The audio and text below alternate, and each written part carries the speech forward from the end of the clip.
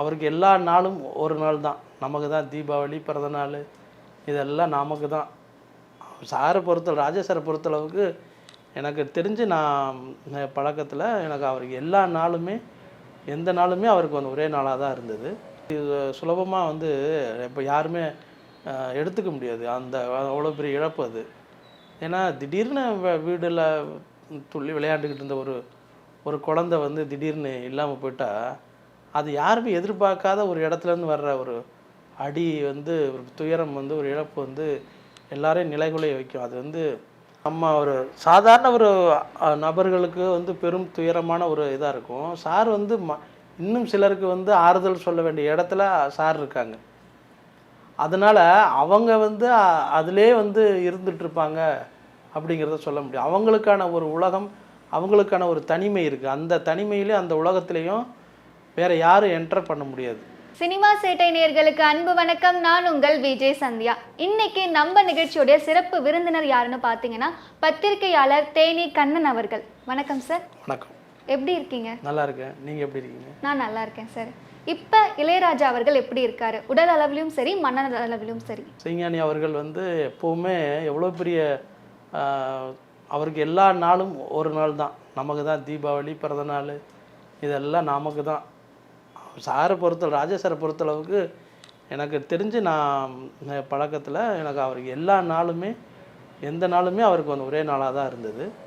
ஆனால் எவ்வளோ பெரிய துயரங்களையும் எவ்வளோ பெரிய இழப்புகளையும் சாதாரண கடந்து போகக்கூடிய ஒரு மனநிலையில் தான் அவர் இருந்தாங்க. அந்த மாதிரியான ஒரு மனநிலை வந்து எல்லாருக்கும் வாய்க்காது.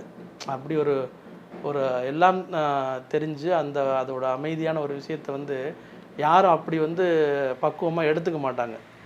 ஆனால் இந்த ஒரு இழப்புக்கு பிறகு சார் கொஞ்சம் மன வருத்தத்தில் இருக்காங்க. மன வருத்தம்னா பெரிய ஒரு சூன்யமான உலகத்தில் அவர் இருக்கிற மாதிரியான ஒரு சூழல் தான் நம்ம பார்க்க வேண்டியிருக்கு. அப்படி தான் நான் பார்க்குறேன். அவங்க குடும்பத்தில் இருக்கவங்களும் இந்த துயரத்துலேருந்து வெளியே வந்துட்டாங்களா, இல்லை அவங்களும் அப்படியே தான் இருக்காங்க? இல்லைப்பா, அது வந்து அப்படி சுலபமாக வந்து இப்போ யாருமே எடுத்துக்க முடியாது. அந்த அவ்வளோ பெரிய இழப்பு அது.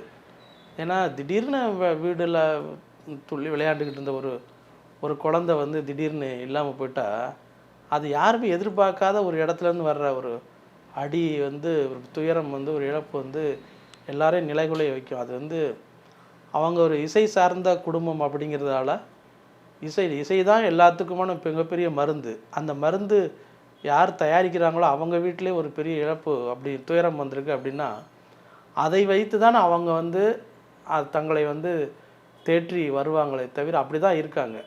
அதனால் அவங்க வந்து ரொம்ப ரிலாக்ஸாக இருக்காங்க நம்ம நினைக்க முடியாது இல்லையா? அதனால் ஒவ்வொருத்தரும் அவங்கவுங்களுக்கான அவங்க பவதா அவர்களுடைய பழகின அந்த நாட்களும், பவதா அவர்களுடைய பாடிய அந்த பாடல்களும், அவங்களுடைய நெருங்கிய அந்த ஒரு சந்தித்து பேசின ஒரு அன்பான சூழலையும் நினைத்து பார்த்துக்கிட்டு தான் இப்போவும் இருக்காங்க அப்படிங்கிறது எனக்கு தெரியுது. என்னதான் வந்து மகன்கள் இருந்தாலுமே மகள் மேலே எப்பயுமே தந்தைக்கு வந்து ஒரு அளவதிகமான பாசம் இருக்க தான் செய்யும். அதுவும் குறிப்பாக வந்து பவதாரணி அவர்கள் சொன்னப்போ தான் வந்து நிறைய இன்டர்வியூவில் நீங்களே சொல்லியிருப்பீங்க. ஸோ இளையராஜா அவர்களுக்கு வந்து பவதாரணியோடைய குரல் ரொம்ப பிடிக்கும், உங்களுடைய பாடல்கள் கேட்பாங்க அப்படின்னு. அப்படிப்பட்ட ஒரு அழகான குரல் இப்போ இனிமேல் கேட்க முடியாது, அப்படிப்பட்டவங்களை வந்து இனிமேல் பார்க்க முடியாதுன்னு போது அந்த வலியும் வேதனையும் அவருக்கே அதிகமாக தான் இருக்கும், அவங்களுடைய குடும்பத்துக்கும் அதிகமானதான் இருக்கும். ஸோ இதுக்கப்புறமா வந்து அவருடைய லைஃப் ஆகட்டும், இல்லை பவதாரணி இல்லாத ஒரு வாழ்க்கையை அப்படி எப்படி சமாளிக்க போகிறாருன்னு நீங்கள் நினைக்கிறீங்க? இல்லை, எப்போ நம்ம ஒரு சாதாரண ஒரு நபர்களுக்கு வந்து பெரும் துயரமான ஒரு இதாக இருக்கும். சார் வந்து இன்னும் சிலருக்கு வந்து ஆறுதல் சொல்ல வேண்டிய இடத்துல சார் இருக்காங்க. அதனால் அவங்க வந்து அதிலே வந்து இருந்துகிட்ருப்பாங்க அப்படிங்கிறத சொல்ல முடியும். அவங்களுக்கான ஒரு உலகம், அவங்களுக்கான ஒரு தனிமை இருக்குது. அந்த தனிமையிலே அந்த உலகத்துலேயும் வேறு யாரும் என்டர் பண்ண முடியாது.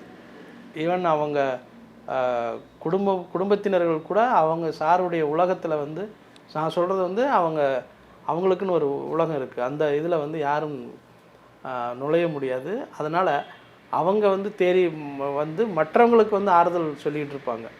ஏன்னா இசைஞானி திரு இளையராஜா அவர்களுடைய வீட்டில் ஏற்பட்ட துயரம் வந்து அவங்களுக்கு எப்படி துயரமோ அதே மாதிரி தான் அவரை நம்பி இருக்கிற ரசிகர்கள் இருக்காங்கள்ல, அவங்க எல்லாருமே முகநூலில் வந்து அவ்வளவு டைகார்டாக வந்து பவதா அவர்கள் வந்து மரணத்தை வந்து அவ்வளவு வந்து அவங்க வந்து எழுதுகிறாங்க, அவ்வளோ கண்ணீர் சிந்துறாங்க. அவங்களுடைய எழுத்துலையும் அவங்களுடைய துயரத்தையும் பார்க்கும்போது பெரிய ஆச்சரியமாக இருக்குது. பவதாரணி வந்து இளையராஜா கிடையாது, இளையராஜாவுடைய மகள்.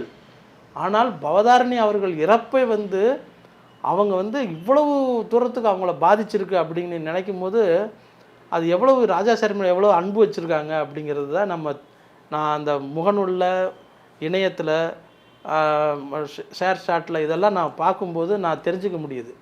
அதனால் அந்த இழப்பை வந்து ரசிகர்கள் வந்து 2 மடங்காக அவங்க அனுபவிக்கிறாங்க. அதனால் சார் வந்து மறுபடியும் அவங்களையும் தேற்றக்கூடிய இடத்துல தான் ராஜா சார் இருக்காங்க. ரசிகர்களையும் இந்த துயரத்துலேருந்து தேற்றக்கூடிய சூழல் இருக்கிறதுனால அவங்க வந்து மறுபடியும் அவங்க உற்சாகமாக பணியாற்றக்கூடிய சூழல் வரும். இசைஞானி இளையராஜா பாடல்கள் வந்து எல்லாருக்குமே ரொம்பவே பிடிக்கும், நிறைய பேர் வந்து கேட்டிருப்பாங்க.